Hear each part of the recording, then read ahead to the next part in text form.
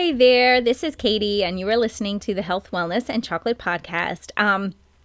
First, let me say thank you so much for everybody who reached out and asked how Chris is doing from my last podcast about the Tale of Two Vacations. Well, he's doing a little bit better. My husband, Chris, has been suffering with some back issues, and so he's been seeing, this past week he's been able to see an orthopedist, he's been able to see a chiropractor, he's been able to see his general practitioner, and so he's getting some therapies now which are helping him finally, which is great. So they think he is on, if you can consider like a bell curve, they think he's on the healing side, which is wonderful. He was actually able to stand in the shower the other day, which was amazing. So little by little he's healing. He has been over about 5 to 6 weeks now. So I'm thankful for that. But thank you so much for reaching out and asking about him. That is very sweet and kind, and I appreciate it so much. This week on the podcast, I wanted to talk to you about the 6 pillars of weight loss and just give you an overview of the foundational principles that you really do need to have in place, or at least the concepts that you need when you want to lose weight for the last time. Now, of course, and I don't even have like diet in here, which maybe I should, I don't know. But I feel like, 80% of your weight loss is going to happen inside your brain.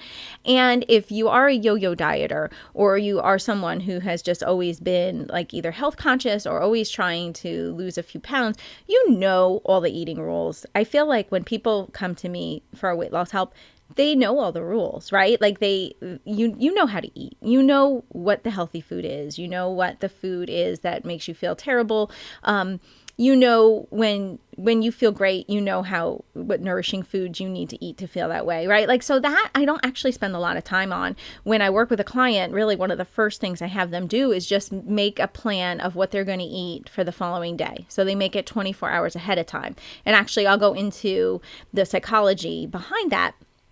But that's what I do. But I let them choose whatever their eating plan is that they feel confident that they can do, or, because they know all the eating rules. Something else is going on, right? Like diet is really a Band-Aid to what's going on below the surface. And so what we do is go below the surface. So I wanted to kind of show you, like kind of pull back the curtain a little bit and give you a peek inside behind the surface. Like what is it that's going on? So there's 6 pillars that I've identified for weight loss. And you really do need all of these in place if you want to successfully lose weight and keep it off, right? Now you can do just diet alone, and of course you'll lose weight because all diets work initially.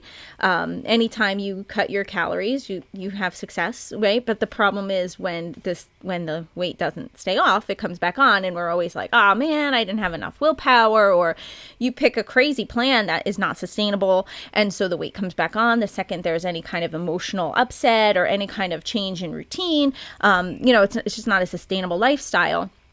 But there's so much more that goes on, and really extra weight on your body is just an indication that life is out of balance somewhere else. And when I'm interviewed on other podcasts or inside the Health and Wellness Blueprint, that is something I talk a lot about. And I've talked about it here too on this podcast, right? So the very first pillar of weight loss is to raise your awareness, okay? And really what that means is to take notice of what you're doing in your day-to-day life. There's so much of life that we live on autopilot.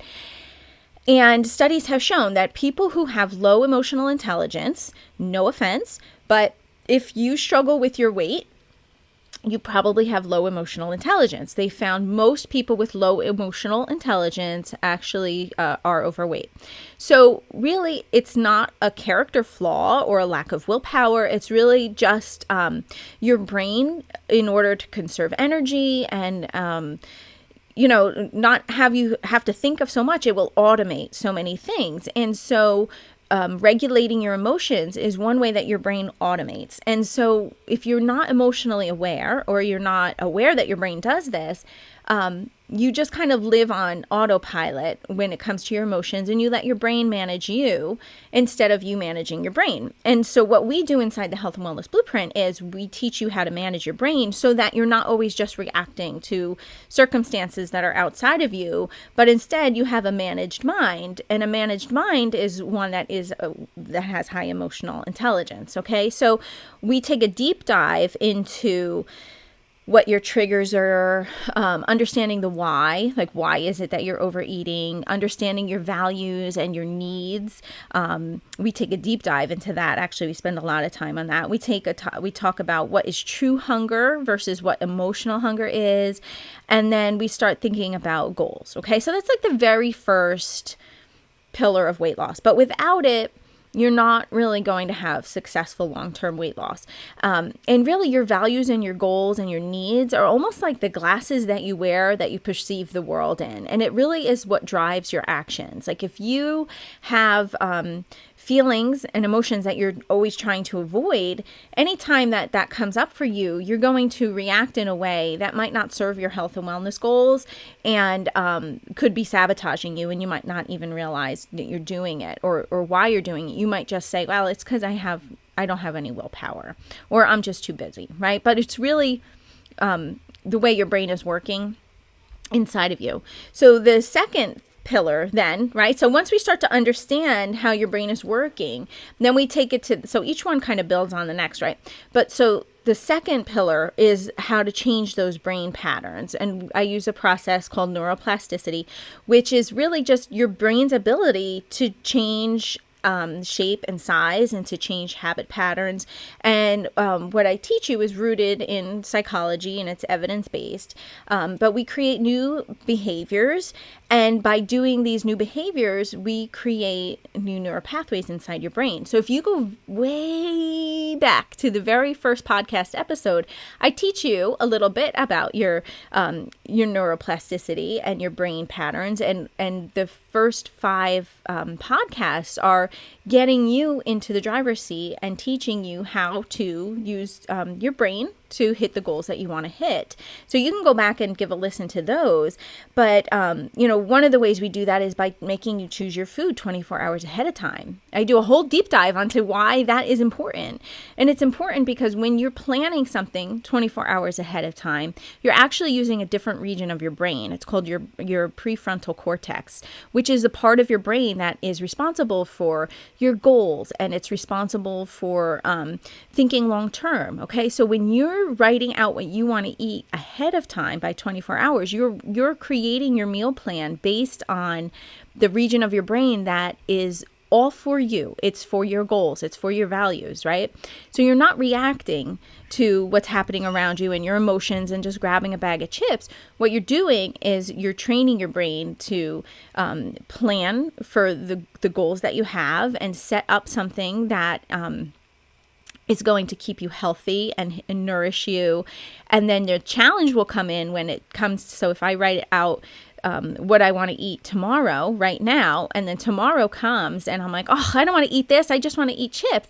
I'm not going to just give in. I'm going to sit with those emotions and try to figure out, why do I feel like sabotaging myself right now, where I use this one pattern, this one region of my brain to plan it. But now, the limbic system in my brain is really trying to get me to just have those chips. So what's going on? Where's the difference coming in? And then I give you tools to get you to force those new neural pathways where your prefrontal cortex is really the driving factor in a lot of the choices and decisions you make, and your limbic system kind of learns to take a back seat. And then those cravings and man, I don't know why I stopped at that drive-through, and I shouldn't have had that ice cream. I don't know why I did. Like, those instances will become less and less because you'll learn how to override those impulses with the tools that you get inside the blueprint. Okay, so the third pillar would be to raise your self-esteem and create a future self-concept. Now, this is huge too, because if you don't think you can lose weight, or you don't think you could ever be someone who is, who feels comfortable in their own skin, you're kind of setting yourself up for either frustration or at least failure, right? So one of the things that we do is you learn how to identify your beliefs and where they came from.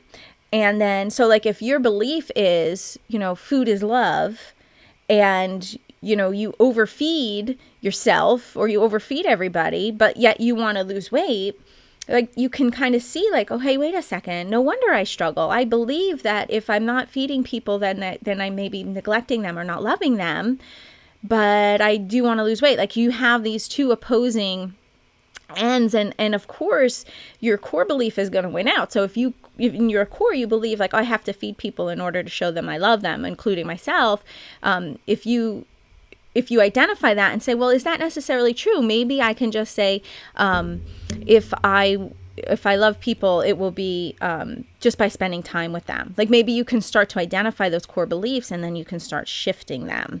Okay. And so that would include things like your self-concept, understanding how food is serving you. And again, it goes back to understanding this, like for your emotional intelligence, right? Having integrity, keeping your word to yourself, having self-respect, right? Like overeating and eating to the point where you feel sick and nauseous is not a form of self-respect, right? It's not. And so we start to look at ways to show our bodies respect, and we start to look at ways of self-responsibility, like not overeating to the point where we feel sick. That would be a responsibility that we have to ourselves. Okay, so that is the next belief, and that, or the next pillar. Okay, so our fourth pillar is creating a life where food isn't so important. So we can get all the other pillars in line, which are crucial, okay? But then if we're still obsessed about food, or if we still have food be the center of our universe, we're constantly going to be kind of at odds with ourselves and our goals. And a lot of times when there's gaps in life, and we don't really realize that they're gaps or needs, and they don't go noticed, we'll fill it up with food. If you don't fill it up with food, you might fill it up with alcohol. Some people fill it up with pornography. Some people fill it up by overspending and rigging up their credit cards, or, running up their credit card debt, or, they're buying things they don't need, or whatever, right? Like, so what you want to do is you want to create a life where food is not so important. And that comes in, that tool that you need to do is really identifying areas and needs in your life where you manage your stress. You identify hobbies and dreams and goals that you had maybe once upon a time that you've put on the back burner because life got in the way, or kids got in the way, or, you've been too busy focused on career, or whatever it is. Like, what is your life purpose? We start to look at that. We start to evaluate, where are your strengths? What can you do that's a non-related food activity or non-food related activity, right? So, when we go out, we always just go out to eat, and that's just what we do. Like, well, could you do something else instead? Could you go to a museum? Could you go, I always say museum because I like museums, but like, could you go do something else? Like, I don't know, go see a monster truck show or something fun that's maybe outside of what you would typically do. But it's probably what you would spend on a meal anyway, right? But at least you can go and do something fun and have a unique experience. And so food isn't really the focus or the focal point. It's an activity instead. So what else can you be doing? Like, what hobbies could you start to take up that aren't food related? So that's another pillar. So we work together to create a life where food is not that important. Then the next thing is moving your body for pleasure. Now, I know a lot of people hate the word exercise, so I'm actually not talking about exercise. And actually, one of the classes that I have inside the Health and Wellness Blueprint is dedicated to like separating exercise and weight loss. Like, I don't want you to think like when you exercise, you're actually losing weight. They really do need to be separated, because exercise, what happens a lot of times in our minds is we think like, oh, I worked out, so now I can go eat pizza, or I'm going to eat the pizza, but then I got to go jump on the treadmill, right? Like, we kind of think we can exercise our way out of bad eating habits, or we think we can justify bad eating habits because we exercise. So what we do inside the blueprint is say, no, let's separate them out. Like, we're going to move our body for pleasure in a way that we love. So it's not exercise. It's not, boot camp or something really unpleasant that we feel like we have to do. We have to punish our bodies. We have to really hurt ourselves because we deserve that, because we really let ourselves go. Like, we don't go there, but what we do is we find ways that we want to move our body for pleasure. So maybe that's a walk in the woods where you can like just decompress and listen to nature and hear the birds and, like that. Or maybe it's gardening, or maybe there's an essence of an exercise that you liked to do when you were younger that you haven't picked up because maybe life has gotten in the way, but maybe there's an essence of it. Like, maybe you love to dance And, of course, maybe now you're not going to be, a ballerina, but maybe you could still take, ballet bar classes or some dance classes. Still, there's always some way you can find to move your body for pleasure. And that is an important pillar, not necessarily for weight loss, but for the sheer pleasure of being able to move your body, keeping your body strong, keeping your body healthy. Movement is a way of reducing your stress, of regulating your blood sugar, there's keeping your bones strong. Like, there are so many good positive benefits of moving your body. So we want to make it as wonderful as possible. And we want to separate the idea out of like, okay, when I go on a diet, I always have to do some kind of intense exercise. Like, I want to separate them out and kind of bring in the idea of like, we can move our body in a nice way that we love, that pleases us, and that we can really enjoy. And we don't really need to even think about it as being necessary for weight loss, because it almost isn't. It's really being able to decompress and de-stress and keep our bones healthy and keep our muscle tone up and have fun. And just when we're done, we feel good and we don't feel as overwhelmed. And when we're not feeling overwhelmed, we're not eating so much, right? Like, just the benefits of moving your body in a way that pleases you. And then the last pillar is really, I call it your university. So it's really like getting to know you. A lot of times we don't even know what our favorite color is. We don't know what we actually like to eat because we have either followed so many diets where we listen to some guru tell us exactly what we should eat and the quantity we want to eat, even if it's food we don't like. Or we go to the other end of the pendulum and we'll just allow ourselves to have the most gratifying food, and we don't even take time to taste it and savor it. We just scarf it down really quick because we're allowing ourselves to eat this really indulgent food, and we don't actually take time to taste it either. So one of the things we do inside is like, we get to know ourselves. We get to know, like, what food do we really like? Now, for the longest time, I thought I loved ice cream. I thought I loved it. Like, that was so hard for me to resist, like really, really hard. And on like Friday nights or Saturday nights, either when the kids went to bed or like as the kids got older, like when the little guys went to bed, we would do like a Dairy Queen run or whatever. And I would get a Blizzard, and like there was no container big enough to ever satisfy. Like, it just wasn't, there was just like something so delicious, right? And it wasn't until I started doing this work and I allowed myself, I planned for it, and I'm like, we're going to have ice cream. And so we got it and I ate it, and I was like, this doesn't really taste like anything. It tastes waxy, and the ice cream's not really even cold. And it was so easy to throw it out. Like, it didn't taste good. When I finally gave myself permission to actually try it and eat it, it was disappointing. And let me tell you, ice cream was a huge deal to me. Like, when the kids were little and my husband would be working, we had a drive-through Dairy Queen near our house. And so it would be nap time. And if the kids were really cranky and not sleeping, I'd put them in the car and drive around long enough for them to fall asleep, go to Dairy Queen, get a Blizzard at the drive-thru, and then drive around and eat it while they slept. And that was how I felt better and decompressed. So when I tell you, like, ice cream was a big deal to me, it really truly was. And so, like, for me to now say, I don't like the taste of it. It just didn't even taste cold enough. It tasted waxy. It didn't really have any flavor. It was like, oh, well, it wasn't, it didn't feel depriving to me to not have to be able to pass on it and say, no, I'm good, because I finally let myself taste it. I finally learned what, like what tasted good to me and what did I really like versus what was I just gobbling and eating because I finally gave myself permission to do it, right? Like, so we take a deep dive into the university, getting to know you.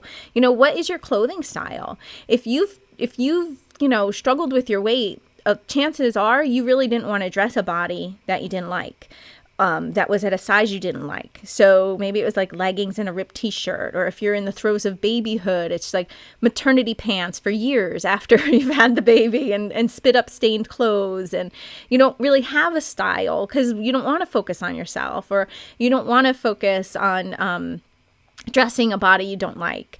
Like, do you have a makeup style? Do you have, is your home a place where you like to be? Or is it always chaotic? Is it always out of sorts? Like, what is your decorating style?